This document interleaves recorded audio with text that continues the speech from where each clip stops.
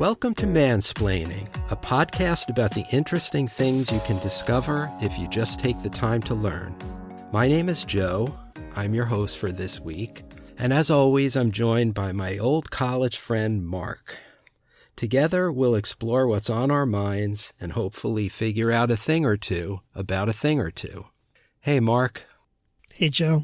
How's it going this week? All right. I am kind of reeling about this bombshell news about Mr. Potato Head. You heard about this?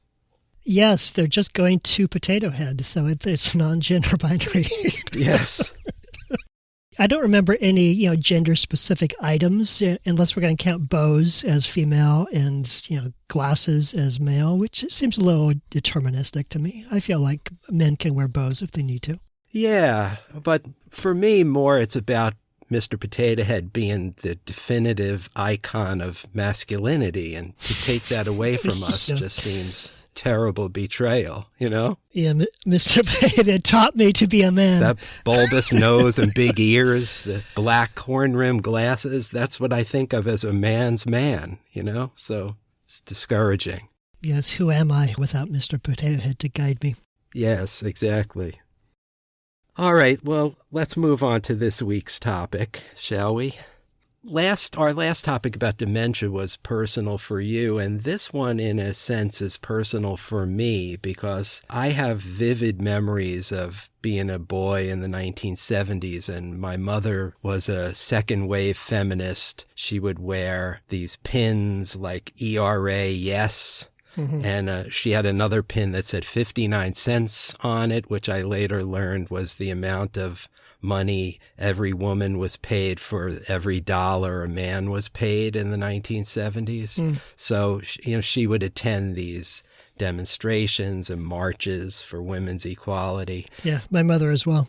Yeah, right. Okay. So my wife and I watched the Hulu miniseries Mrs. America not long ago, and it brought back a lot of the story of what women's libers were fighting for in the 70s and trying to get the Equal Rights Amendment to the Constitution ratified. And it made me think of my mother and my own childhood. So it occurred to me to ask you about this. And basically what I want to know is, what about the ERA? What was it all about, and what are the prospects for ratifying it all these years later? So what did you find? Okay, well, thank you for asking the question, because it did take me back to the 70s and my mother, and it brought back some things that were still there in my memory, but I'd kind of forgotten about. And I thought that we should begin at the beginning and define our terms. So if there's anyone out there in listener land who's wondering what the Equal Rights Amendment is, to quote Wikipedia, it is, quote, a proposed amendment to the United States Constitution designed to guarantee equal legal rights for all American citizens regardless of sex. It seeks to end the legal distinctions between men and women in matters of divorce, property, employment, and other matters, unquote. So, a question for you, Joe. Do you know when the ERA was first introduced? No, I don't. But I'm guessing that it goes way, way back to the beginning of the century in connection with the fight of the suffragists to get women the right to vote. I know there was some early rumblings about equal rights legislation then, so I'm going to guess in the first part of the 20th century, at least in America. Yes, that's a very solid guess. The first version of an Equal Rights Amendment was written by Alice Paul and Crystal Eastman and introduced in Congress in December of 1923. This was right after ratification of the 19th Amendment, which had granted women the right to vote. And at this point, the amendment read, quote, men and women shall have equal rights throughout the United States and every place subject to its jurisdiction. Congress shall have power to enforce this article by appropriate legislation. Right off the bat, though, the legislation was controversial even among feminists. The proposed amendment was criticized as being written with middle-class women in mind. Keep in mind, this was a period when the workplace could be pretty hostile to women, and there were laws in place that gave them some protection in areas such as maternity leave and childcare. Poor women in particular depended on these laws, and there was concern that constitutional equality could be used as a perverse pretext to strike down legislation that these working women needed. There were also concerns that the legislation might be used to undermine male-dominated labor unions. And for these reasons, Eleanor Roosevelt and most other proponents of the New Deal actually opposed the amendment. In the 1940s, pretty ironically, the ERA was supported by Republicans and Southern Democrats and opposed by Northern pro-labor Democrats. The League of Women Voters, which my mother belonged to, by the way, opposed the ERA all the way up until 1972 when they finally gave it their support. Wow. And the middle class, working class dichotomy you just mentioned kind of echoes the struggles that exist within the women's movement even today. I think there is a critique of the modern women's movement that it's really about white affluent women and not about working class women. The priorities are not always aligned. So it's interesting to hear that that was an issue even back in the 1920s and 30s. Oh, yeah. But with the rise of feminism in the U.S., the amendment gained popularity in the 1960s. And in 1964, the Civil Rights Act was signed into law, which banned workplace discrimination on the basis of race, religion, national origin, and sex. Subsequently, the women's groups were angered by the government's apparent reluctance to enforce the law in the areas of equal pay and equal employment. And so the ERA was reintroduced by Representative Martha Griffiths in 1971. It was approved by the U.S. House of Representatives on October 12, 1971, and by the U.S. Senate on March 22, 1972. And with this, the ERA went to the state legislatures for ratification, as provided for in Article 5 of the U.S. Constitution. Let's talk for a bit about Article 5, since it's very much a character in this story. Article 5 is the section of the Constitution that defines the process by which it can be amended. And Article 5 says that the Constitution can be amended in two ways. First, by a two-thirds vote of both houses, an amendment can be proposed for ratification by three-fourths of the states. And second, at any time, a constitutional convention can be called by a vote of two-thirds of the states. And this convention will be able to draft any number of proposed amendments, all of which would then need ratification by the states. It will become important later on that Article 5 has nothing to say about how the ratification process should be conducted, aside from assigning the task to state legislatures. And so, second U.S. Constitution trivia question, Joe. How many amendments have been introduced in Congress? That is not the number that got the two-thirds votes in the two houses, but the total number that were introduced. Would you say the correct number is A, 100 or fewer, B, more than 100 but less than 1,000, C, more than 1,000 but less than 10,000, or D, more than 10,000? Oh boy, the fact that you went up to the thousands makes me think it's got to be one of the last two answers, but I really don't know. I did cheat ahead of this to find out how many amendments actually passed, because they're at 27. So I'm going to guess between 1,000 and 10,000. That is incorrect. According to the U.S. Senate webpage, by 2018, the correct number was 11,771. Wow. The figure has not been updated since then, but if the trend line continued steadily, we can infer that the current number is getting close to 12,000 now. And this certainly underscores how hard it is to get a constitutional amendment ratified. If it's, what's that percentage? 27 out of 11,000. And if you do the math on this, the Constitution was ratified on June 21st, 1788, which is 84,986 days prior to the date of this recording, which means on average someone introduces an amendment every 7 days, which is kind of stunning when you think about it. Right, yeah. So of those nearly 12,000 wannabe amendments, 33 were approved by Congress and went on to the ratification process. And then, as you said, of those 33, 27 were ratified and are now part of the Constitution. So, round 3 of Constitution trivia, Joe. Of the 27 amendments that have been ratified so far, which one holds the record for the longest period of time between making it out of Congress and finally being ratified? Well, I mentioned that I cheated in learning how many amendments there are, so I happen to know the answer to this one and was going to ask you about it later. It is, I believe, the 27th Amendment, the most recent one, which gestated for over 200 years, right? Yes, the so-called Madison Amendment, the 27th Amendment, took 203 years to be ratified. It was proposed by James Madison way back in 1789, but wasn't finally ratified until 1992. This amendment prevents members of Congress from voting to increase their own salary. Any pay increase that they do pass doesn't take effect until the following term in office. Which tells us why it took 200 years to get ratified. Yeah, it was DOA when first proposed. Only 7 states voted to ratify it in the first round, but it was just sort of hovering around there and came back from the dead when a populist anti-government sentiment started to gain ground in the red states in the 90s. And Article 5 doesn't give proposed amendments any mandatory expiration date, so there was nothing blocking this sort of thing from happening. But since 1917, beginning with the 18th Amendment, which was the Prohibition Amendment, it's common for proposed amendments to include a deadline for ratification. And subsequently, the Supreme Court ruled that amendments must be ratified within a timely manner, though it left it up to Congress to decide what counted as timely. Okay. So it's pretty unlikely that the Madison Amendment's record will be broken anytime soon. I was going to ask you why this time limit, because it's 7 years for the ERA, or it was originally, and I always puzzled over that. Why 7 years, especially if the 27th Amendment took over 200 years? I didn't realize there was some Supreme Court precedent about the, what was the word, timeliness?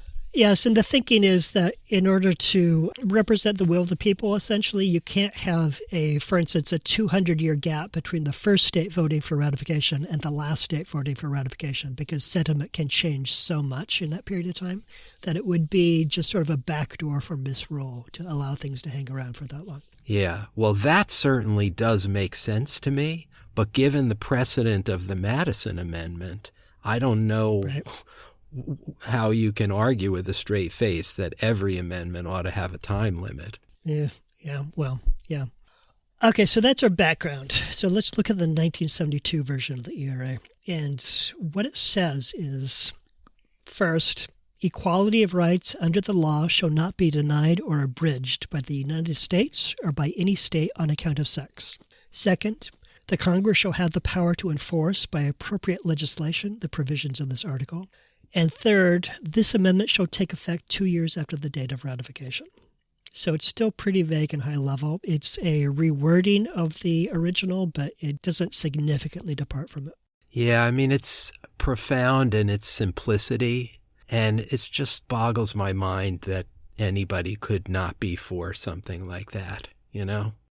Well, back in 72, it passed easily with strong bipartisan support. In the House, 78% Republican members voted in favor, and 84% of Senate Republicans also supported the measure.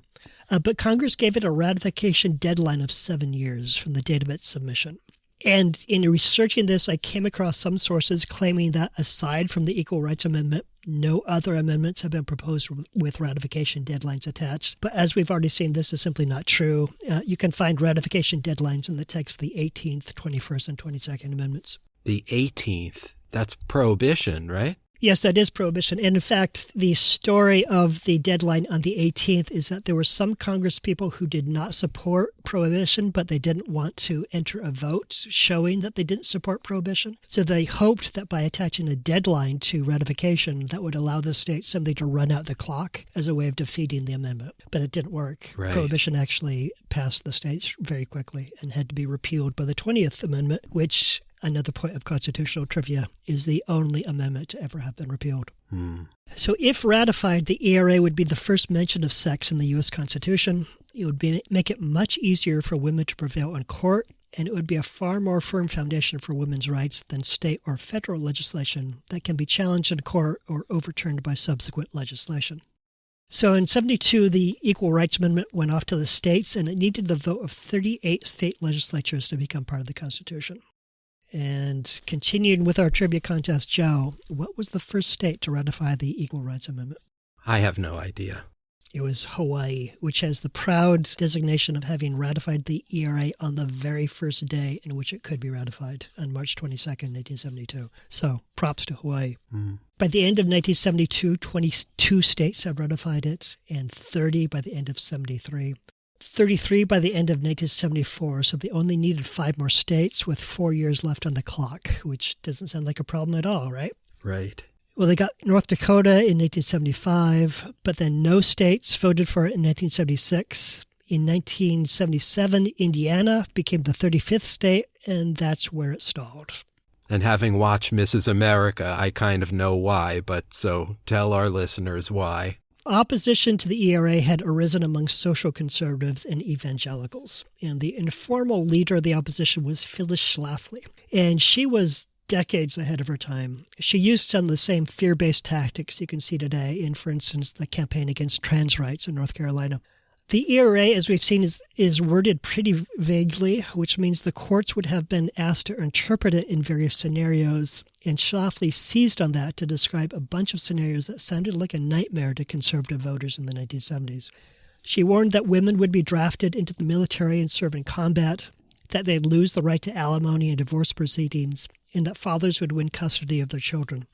The opposition also insinuated that the ERA would force men and women to use the same bathrooms, remove obstacles to abortion, and open the door to same-sex marriage. The horror.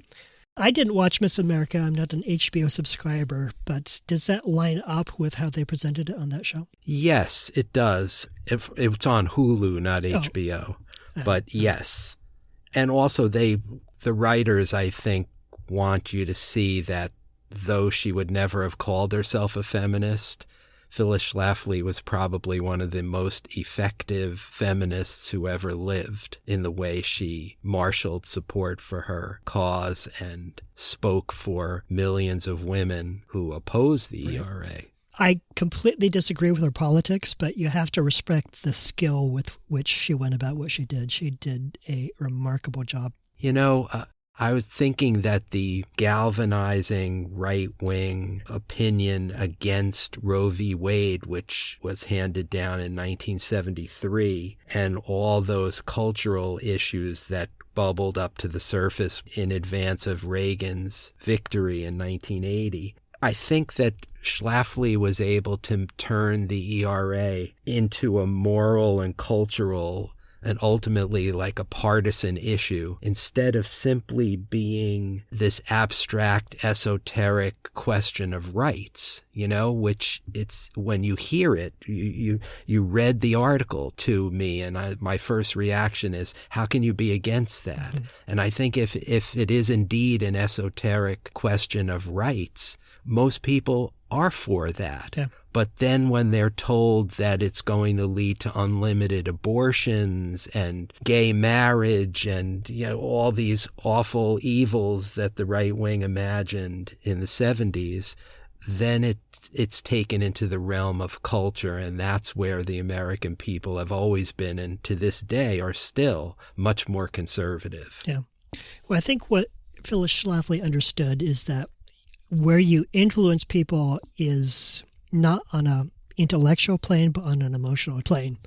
And when you're talking about, you know, losing custody of your children or gay rights or using a bathroom and suddenly having a man walk in there because the law says that he has to be able to use the same one, that engages people on an emotional level that's much more likely to move them and inspire them to action. Right. From my perspective, her opponents had the right of the argument, but they did not argue in terms that are as politically effective.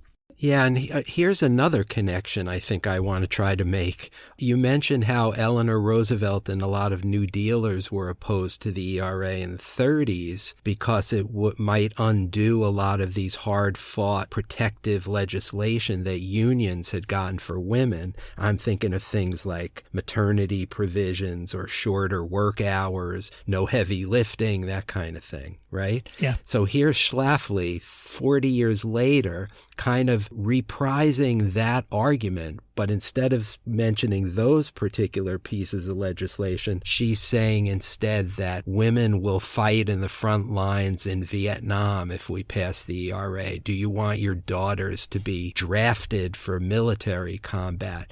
It's kind of a 70s right-wing revisionism of the protective legislation that shielded women, and it was deeply effective. Oh, yeah. It's a point well taken. Equality is kind of a blade that cuts both ways. On the one hand, it's a positive good. On the other hand, it would seem to challenge any unequal situation that's been set up to protect underprivileged group. The obvious example of this is affirmative action, where it's being challenged on an equality basis, but the inequality is created in order to challenge a greater inequality. So that's, again, a very effective way of challenging it, is that there are inequalities in our society that you depend on. So equality is the last thing that you should be hoping for.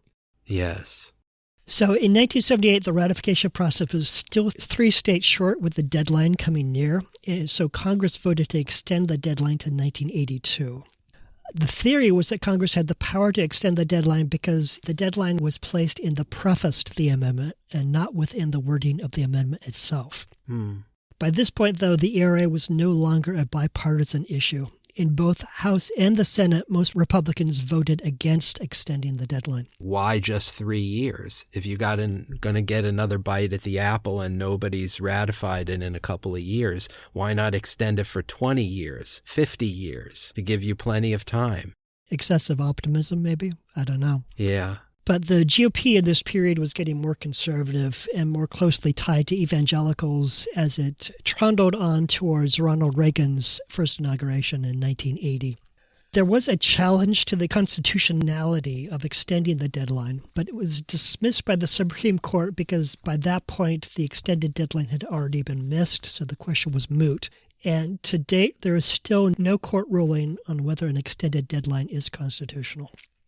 Even after the second deadline expired, the effort to get states to ratify the ERA continued. And the thinking was that since the deadline had already been extended once, maybe it could be extended again even after it expired. And this is called the 3-state strategy. Get 3 more states to ratify, and they get Congress to vote to accept the ERA as ratified.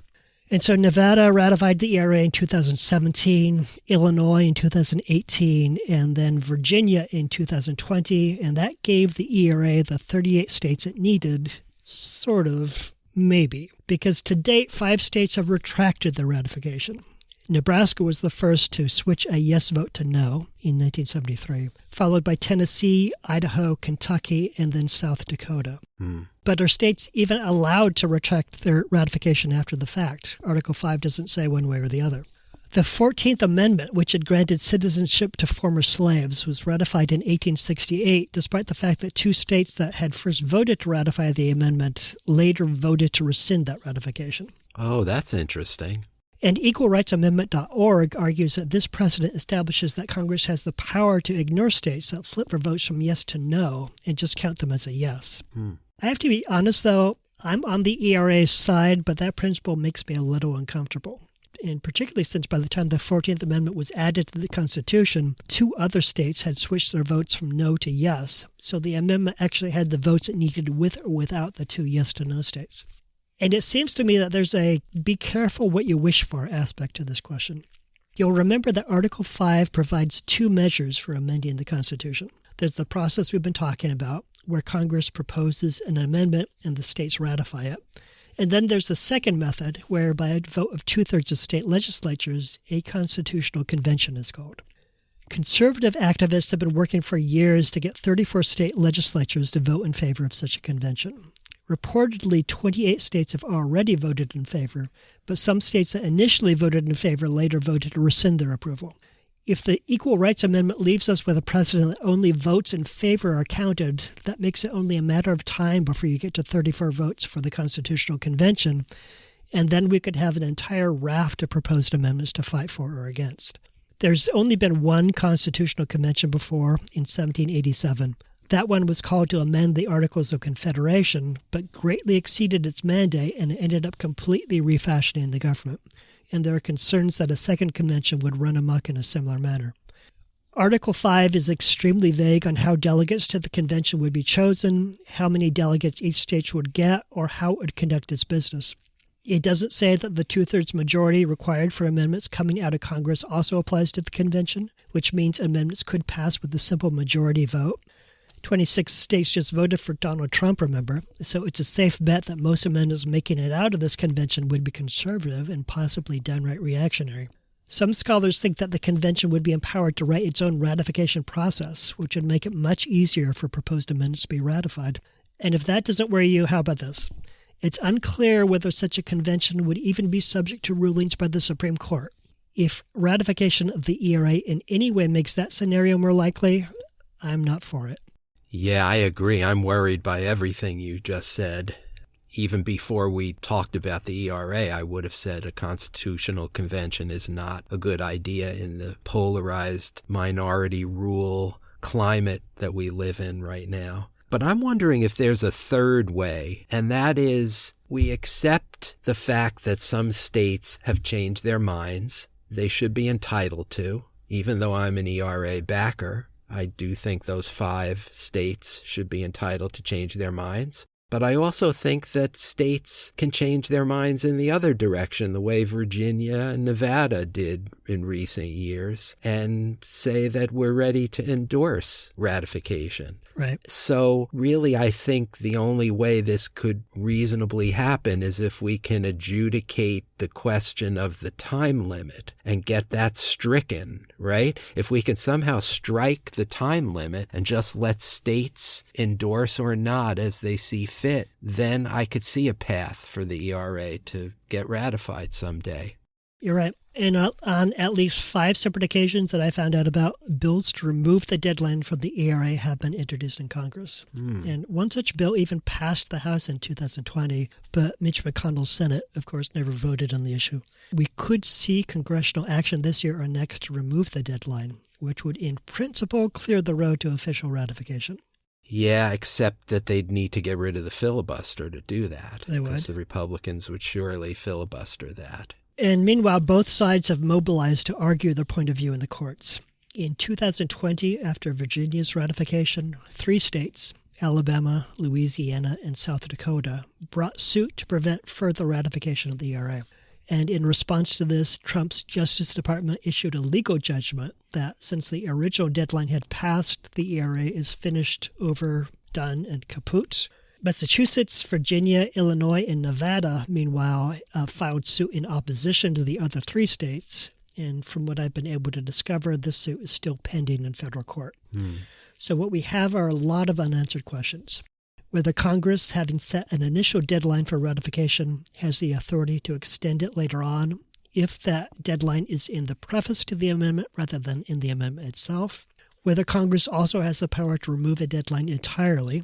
Whether states that initially ratified the amendment can later shout do-over and change their minds, maybe even more than once, or whether 40 years now having passed since Congress originally voted for the amendment, the freshness date has now expired and we'll have to start over with a new ERA and a new ratification process. Yeah, and now I'm less sanguine than I was 5 minutes ago after what you just said, because I'm thinking that if this becomes a court question, not a congressional question, then those 3 appointments to the Supreme Court made by Trump in the last 4 years would probably be determinative. A conservative Supreme Court is not going to allow the ERA to pass on some legal technicality. And so I can't imagine them giving support to a legal idea that the 7-year term can be extended in perpetuity or whatever. Yeah. It would have to go through Congress, and even then it could be subject to judicial review. So maybe the ERA's prospects aren't that rosy until we change the composition of the courts. Well, let's think a little bit about what might happen if it goes to the courts. It's possible that the Supreme Court would not rule on the case at all, but just push it off to Congress. In 1939, the Supreme Court ruled that the question of whether an amendment has been ratified within a reasonable period of time is a political matter and said that Congress should decide on that. So there is a precedent for the court to just say, this is up to Congress, it's a political issue, it's not a legal one. So that's possibility number 1. Right. If the case does go to the court, I think we can probably forecast what the arguments are going to be for and against ratification. So arguments for ratification. First, on the question of the expired deadlines, there is no constitutional mandate that amendments carry a deadline at all. Second, Congress has extended the deadline before, and so it would appear to be equally within its power to extend it again or even remove it altogether. Third, the Constitution grants states the authority to hold a vote on ratification, but is crucially silent on whether or not they can put the question to a vote repeatedly. If a yes vote can turn into a no vote months or even years later, what amendment can ever be said to have been finally ratified? The fact that the ERA took nearly 40 years to be ratified is nothing compared to the 203 years the Madison Amendment required. Article 5 sets 2 criteria for ratification: pass both houses of Congress by a 2/3 majority, and then receive a positive vote from 3/4 of the states. And by a strict reading, the ERA has satisfied both criteria, and applying additional criteria to this ratification process would be arbitrary and without constitutional basis. And I think the hopes would be that, yes, the Supreme Court has a strong conservative majority, but a number of those conservatives at least outwardly claim to be strict constitutional interpreters, where if it's not in the Constitution, it doesn't exist. And so they would attempt to argue that since there's nothing in Article 5 saying the ERA should not be ratified by these criteria, it should therefore be ratified. And then the arguments against, I think, would probably go along these lines. First, the ERA was sent to the states with a time limit for ratification. That time limit expired. In extending it, Congress claimed powers for itself that the Constitution does not grant it. That deadline also expired. If no ratification deadlines are to be respected, then in theory no proposed amendment will ever have failed the ratification process, and any supposed deadline communicated along with the proposed amendment would be deceptive and maybe even manipulative. The first states that voted for ratification did so nearly 40 years ago, and short of holding another vote, it's unclear whether ratification would still be their choice. Even if the ERA's deadline was meaningless, 5 states rescinded the ratification vote, so the ERA is still short of the number of votes it needs. And so the ERA has clearly failed in the ratification process, and its proponents now have a clear constitutional path. Introduce it again, get the necessary votes in Congress, and then see what the states have to say. Oh, start from scratch. Essentially. I'm not going to try to guess how the justices would rule, but I think it's ominous for the pro-ratification side that the late Ruth Bader Ginsburg thought that they had a losing hand. She was on record saying that the ERA should start over with the new amendment and a new ratification process. In February of 2020, which was 7 months before her death, Ginsburg said, quote, "If you count a latecomer on the plus side, how can you disregard states that said we've changed our minds?" Unquote. So if you're hoping for the Supreme Court to side with you on ratification and you can't even count on the support of the venerable RBG, I don't think you'll do very well with the court's 6 conservative justices. Yeah, and what her argument kind of echoes what I said a few minutes ago, that's the most persuasive anti-ERA argument that I've heard is the one that 5 states have rescinded their ratification. I do think if we were going to keep the time limit open, which is what I hope we would do, that we have to give states an opportunity to change their minds. Right. So we've got 38 states that ratified minus the 5 that rescinded equals 33. So you're 5 states short. And let's get rid of the deadline. Let's make this like the Madison Amendment where we've got 200 years or longer to get this done. And let's just work on getting 5 more states to newly ratify the ERA and hope that withstands the inevitable court challenges from the right-wing knuckle-draggers. I do think that that's probably the last remaining chance for the ERA as currently defined, which is remove the deadline entirely, gear up for the Supreme Court challenge and hope that you win there, and then just take your time getting to 38 states, given the fact that it's possible that some of the states you're currently counting as yeses might turn into nos in the future, but you're just going to keep working on it. True. Right. But some states that are hard no's are going to be yeses in the future. Yeah. Georgia, for example. As soon as Stacey Abrams becomes governor, Georgia's a yes. Yeah. So, but I just think that's a more practical course than starting from scratch, because in this polarized climate, I don't think you could pass a constitutional amendment that says the sky is blue. Mm-hmm. I don't think that would get support, because whoever's for it, the other side will be against it. Yeah, so if the ERA were to start over, First, it would need to pass both houses of Congress by a two-thirds majority, which would depend on significant Republican support, which is going to be difficult to gather. For instance, in 2020, when the House voted to remove the deadline from the ERA, the measure had support from every single Democrat, 227 votes, but only 5 Republicans. And Mitch McConnell is on the record as not supporting the ERA, by the way. Mm-hmm. If it somehow managed to clear that hurdle, it would then need to be ratified by 3/4 of the states. And again, 26 states voted for Donald Trump, so you'd need to get all the Biden states, and then the Trump states would need to break 14 to 12 in favor of ratification. That's a high bar. Meanwhile, the people campaigning against the ERA have updated their tactics to say that the ERA would mandate federal funding of abortions and make it illegal for prisons or women's shelters to be gender exclusive. So pretty much just still playing out of the Phyllis-Schlafly playbook. There's a chance this could work since, according to polls, the basic idea of an equal rights amendment is pretty popular even among Republican voters. According to the Associated Press, in 2020, one of their polls showed support of 75% of Americans for a equal rights amendment. And some polls showed the support as high as 94%, but I have to confess I'm skeptical of that number. I don't feel like anything has 94% of support of Americans right now. Though it's worth remembering that amendments aren't ratified by a popular vote. They're ratified by state legislatures. And according to ballotpedia.org, Republicans control nearly 2/3 of state legislature chambers. So this looks like a steep hill for a new ERA to climb. I don't have a crystal ball, but my guess is ratification will not be happening anytime soon. So far, 25 states have enacted their own version of the ERA, and that might be the best we can do until the political climate becomes less polarized. So my prediction is that Phyllis Schlafly's legacy will live on. That sounds right to me. I'm sorry to say, that does sound right to me. There is no way we could start again with the ERA and get it passed in our lifetime or our grandchildren's lifetime, probably. So I really think the only way is the way I outlined earlier, and that might not withstand a court challenge. So I would say it's a daunting task, to say the least. Sorry to say. Yeah, it's tenuous. Short of some political cataclysm like the post-Trump Republican Party just completely collapsing. In that climate, the ERA could pass. But short of that, it just doesn't seem very likely.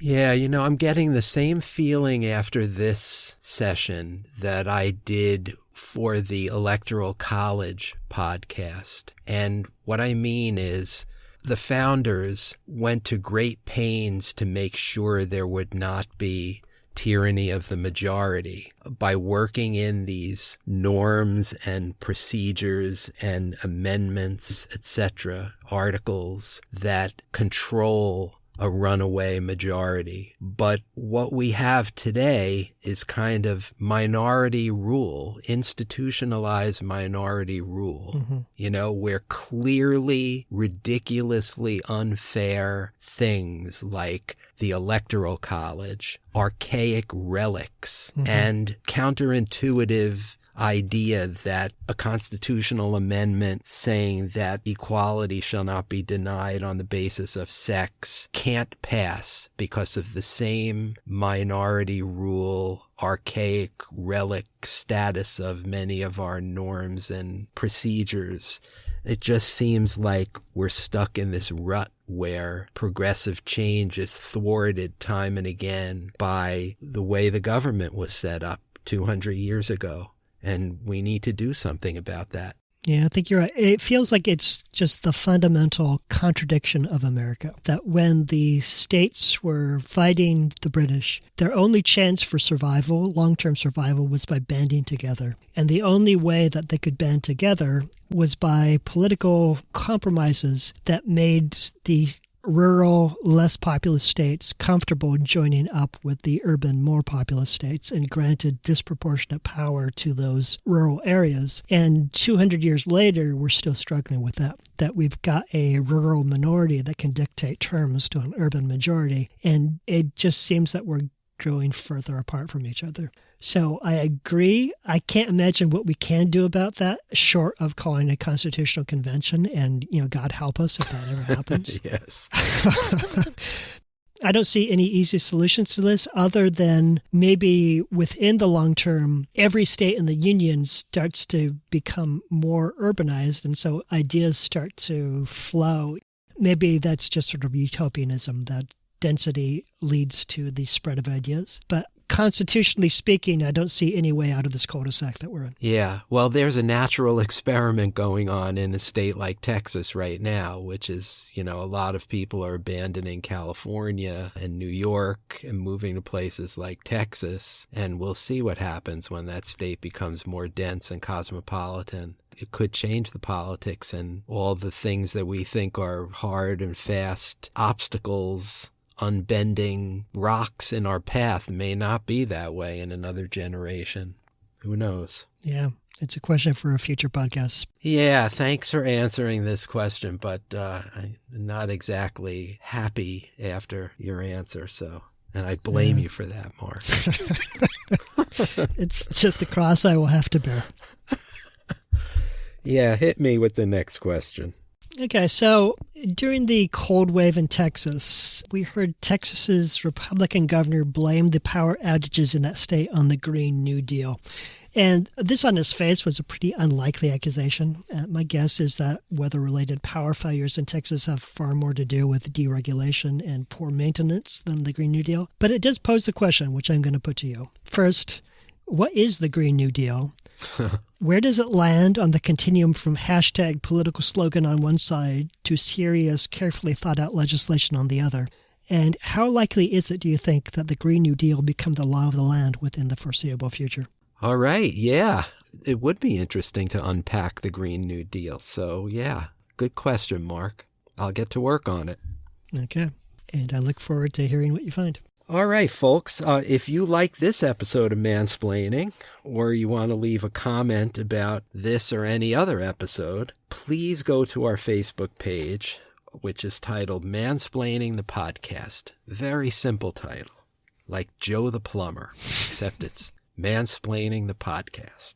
We welcome your feedback, including topic ideas for future episodes. And that's all for this edition of Mansplaining. That was Mark. I'm Joe, and we'll talk to you next time. See you next time. That's it for this edition of Mansplaining. Mansplaining is brought to you by Joe and Mark and nobody else. Thank you for hanging out with us for a little bit, and we'll see you next time.